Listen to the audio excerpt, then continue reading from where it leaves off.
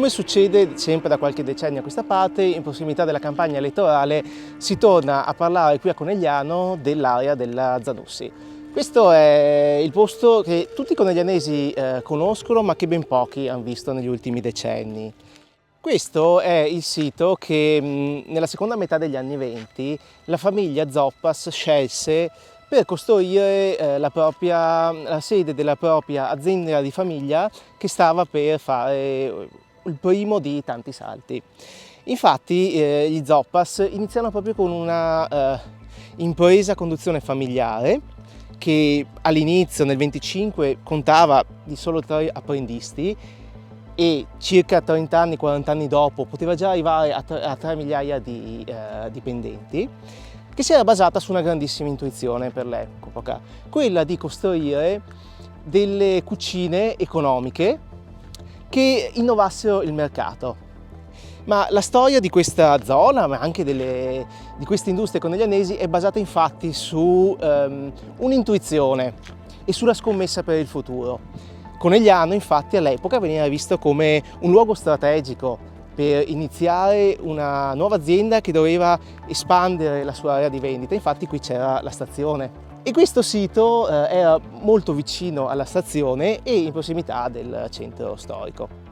Questa scommessa per il futuro e questa intuizione permise all'azienda di ingrandirsi nel corso degli anni, non solo agganciando quella che sarebbe stato il boom economico venuto dopo la seconda guerra mondiale, ma anche sempre di più ingrandendosi nel settore degli elettrodomestici.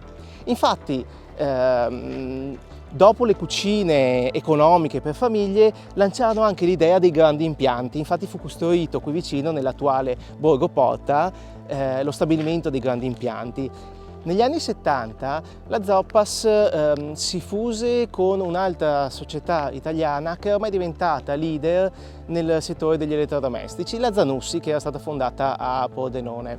Questo portò a un'ulteriore espansione dell'azienda. Basti pensare che nel 1982, l'anno della sua massima espansione, il gruppo Zoppas Zanussi poteva contare su più di 30.000 dipendenti e è ormai diventata un'azienda internazionale. E infatti da lì a poco, nel 1984, fu acquisita dalla Electrolux.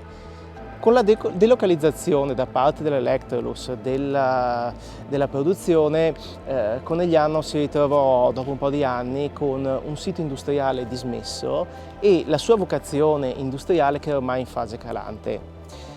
Da qui inizia una nuova storia, quella del futuro, ma non del futuro che si è realizzato, del futuro perduto di Conegliano, perché proprio in quegli anni la città provò a scommettere su una sua nuova vocazione, quella del terziario.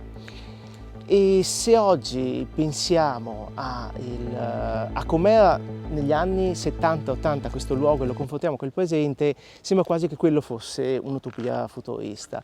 In realtà qui presente, futuro e passato sembrano ribaltarsi in questo luogo.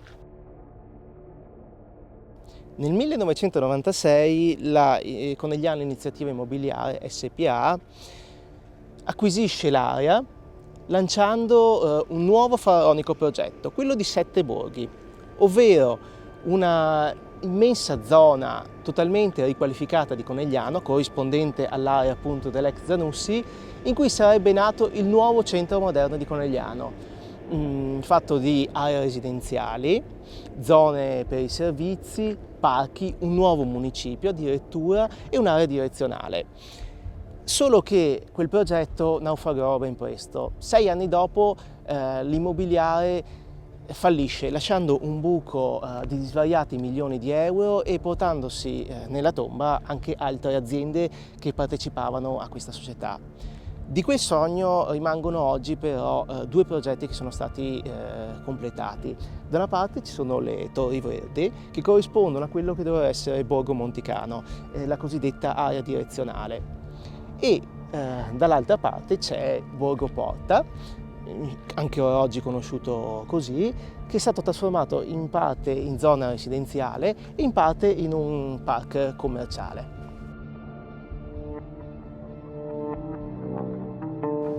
Dell'area ex Zanussi oggi rimangono poco più di 90.000 metri quadrati di quello che viene definito un terrain vague, cioè un terreno dove dismesso, di area industriale dismessa, edifici parzialmente abbattuti e terra, la cosiddetta terra di fonderia, che ha anche un potenziale inquinante. Quella che viene appunto chiamata area nord dell'ex Zanussi ha preso col tempo il soprannome di buco nero, luogo cioè dove non entra la luce e dove non c'è vita. In realtà qui la vita ha trovato il modo di farsi strada e anzi crescere molto liberamente. Dove qui in tempo c'erano tutti i capannoni dell'azienda, dove sono stati estratti i piloni di sostegno dei capannoni sono cresciuti degli alberi. E sembra quasi che la natura oggi si stia impegnando per realizzare una promessa che la politica ha sempre fatto su quest'area qua, ovvero quella di creare un polmone verde della città, e ci sta veramente riuscendo, perché quello che sta crescendo nell'area ovest dell'ex Zanussi è proprio vero bosco.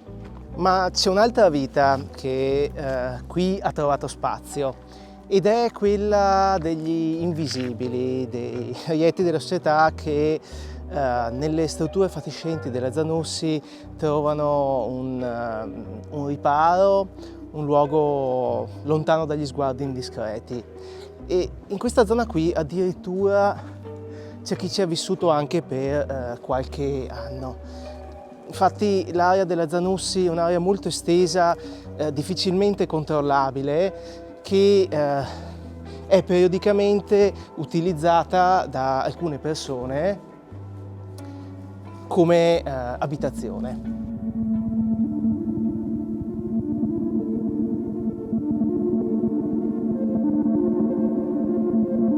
Nel febbraio del 2012 si esaurisce il lavoro commissionato dalla Iniziativa Immobiliari e quindi viene anche interrotto il lavoro di demolizione che stava interessando l'area. Adesso qui siamo nella parte est dell'area Zanussi, dove esistono ancora i fabbricati che non sono stati demoliti. Sono vari tipi di fabbricati, tutti comunque di natura industriale. E in alcuni, in questo caso per esempio, rimangono solo le strutture portanti e le coperture. Sono in generale tutti dei fabbricati in calcestruzzo armato o in acciaio. Ecco, in questo fabbricato si trovano dei giacigli utilizzati da chi adesso ci vive qui dentro.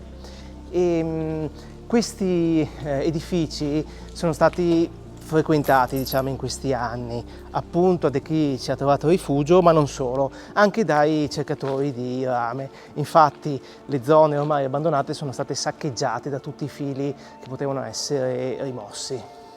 C'è però un altro popolo che ha scelto l'area dell'ex Zanussi come propria casa, che è quello dei Writers.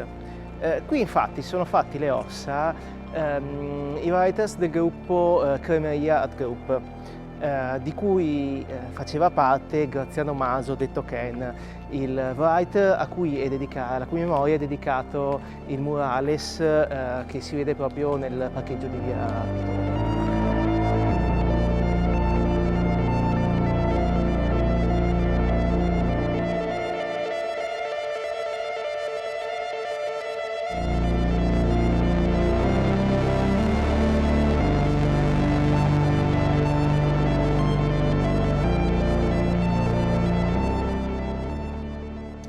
Quest'area in effetti sembra che abbia proprio una vocazione ad ospitare sulle sue pareti le creazioni dei Writers, e la creatività forse è la chiave per salvare questo luogo, o se non altro per dargli un'anima.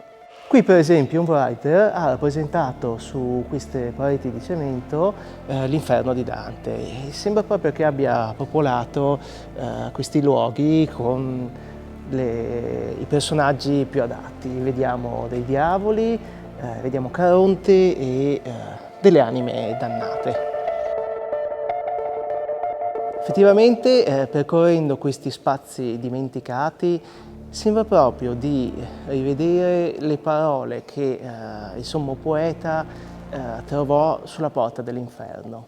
Per me si va nella città dolente, per me si va nell'eterno dolore, per me si va tra la perduta gente. Lasciate ogni speranza, o voi che entrate.